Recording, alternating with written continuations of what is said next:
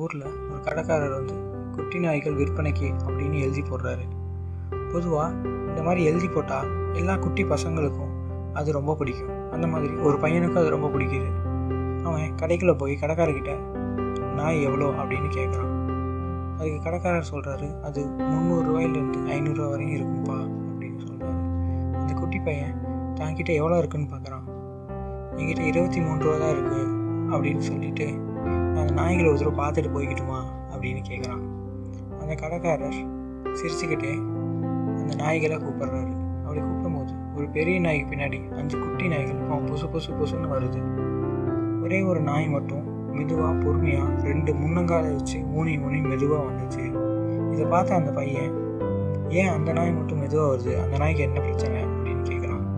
அதுக்கு கடைக்காரர் சொல்கிறாரு, டாக்டர் அந்த நாய்க்கு முதுகெலும்பு இல்லையாமாப்பா, முதுகெலும்பு இல்லாதனால அதோட 2 முன்னங்காலை வச்சு அது ஊனி தான்ப்பா வர முடியும் அப்படின்னு சொல்கிறாரு. இதை கேட்டோன்னா அந்த பையன் சந்தோஷப்படுத்திட்டு, நான் அந்த நாயை வாங்கிட்டுமா அப்படின்னு கேட்குறான். கடைக்காரர், இல்லை அந்த நாய் நான் விற்கிறதா இல்லை, அப்படி உனக்கு அந்த நாய் தான் வேணும் அப்படின்னா நீ அதை எடுத்துகிட்டு போய்க்கோ, எனக்கு காசு வேணாம் அப்படின்னு சொல்கிறாரு.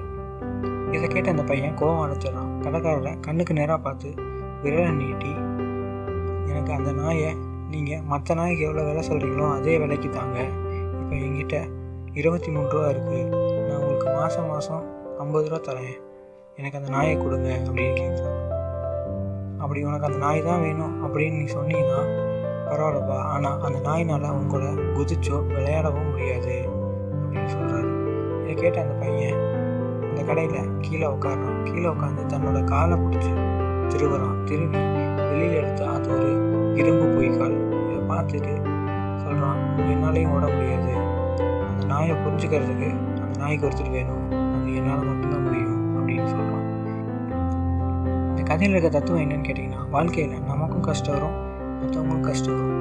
அப்படி அந்த மற்றவங்களோட கஷ்டத்தை நாம் அவங்க இருக்கிற இடத்துல இருந்து பார்த்தோம்னா நமக்கு அவங்க எவ்வளோ கஷ்டத்தில் இருக்காங்கன்னு நம்மளால் புரிஞ்சுக்க முடியும். அப்படி புரிஞ்சுக்கிட்டோம்னா நம்மளால் அவங்களுக்கு உதவ முடியும்.